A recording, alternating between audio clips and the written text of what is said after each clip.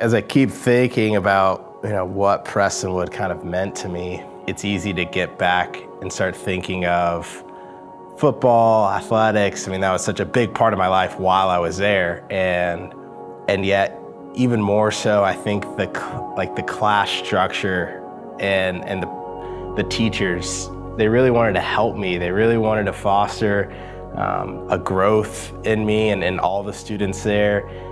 You could tell they cared about not only education, but the well-being of their students. You could go in and speak with the teachers, and I found this very much different than where I transferred from previously. It ultimately helped me grow, and it helped me be who I am today. When Coach Swider came by our school, I knew exactly who I wanted to bring in to see him, and that was Eric Stevenson. He called me and he said, "Coach, I got you one." And so I met Eric and immediately was impressed with him.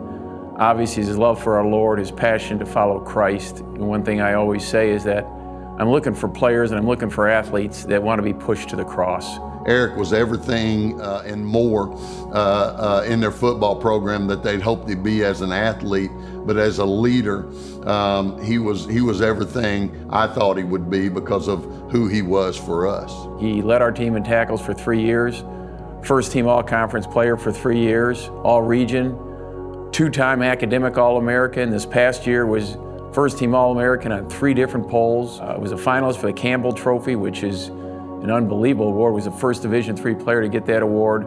Led us to the playoffs and a conference title. I think our record while Eric's been here is 36-7. Captained our football team. So the list of his accomplishments on the field are enormous. I was so excited to see him go to Wheaton because I knew that Wheaton was going to be a place where God could continue to work in his life and where Eric could continue to grow as a believer and in his influence. All those things are a reflection of the culture that was created at Prestonwood. The culture was created on that football team by Coach Cunningham. And we got a young man that was mature beyond his years on a lot of levels. And when that happens, you get a guy that, just like I said, he climbs the top of the mountain pretty quick. Each spring break, they wanted this ministry that was going to go out and you're going to serve with your team. And it was with the idea of how much closer are you going to be serving someone else alongside each other. Then you come back to school and now you're playing alongside one another.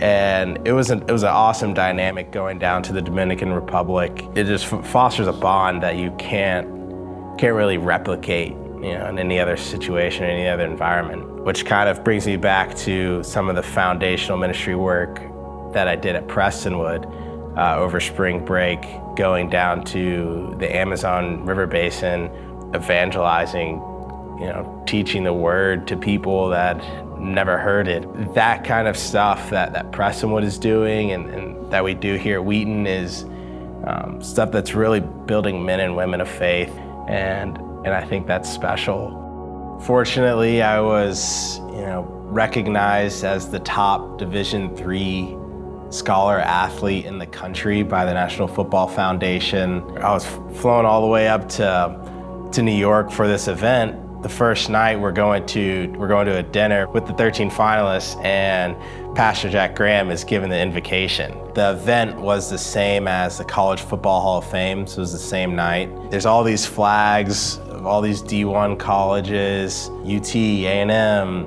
Notre Dame, Stanford, they're all represented, and then you see a flag, a Wheaton flag there. And it was some recognition for, I guess, the small guy. Now my name is in the College Football Hall of Fame. Never thought that would happen. Well, I would just really encourage you to continue to give and to continue to support young men like Eric Stevenson, because I'll tell you, if literally your dollar goes to support young men like that, that's not a wasted dollar. There's a lot of things we can give to in this world, and you wonder, what's the return on my giving? What's the return on my dollar? Well, if the return is Eric Stevenson, that's a percentage rate we'd all want to buy into. PCA set the foundation upon which God continues to build through Eric, and on which God's going to continue to build as he leaves Wheaton and goes into the world of business, because I think Eric's going to always keep his pursuit on God, keep God number one in his life, and therefore I think God's going to just continue to tremendously bless him. Fortunately, I've been blessed to accomplish some of the things that I have here at Wheaton and at Prestonwood.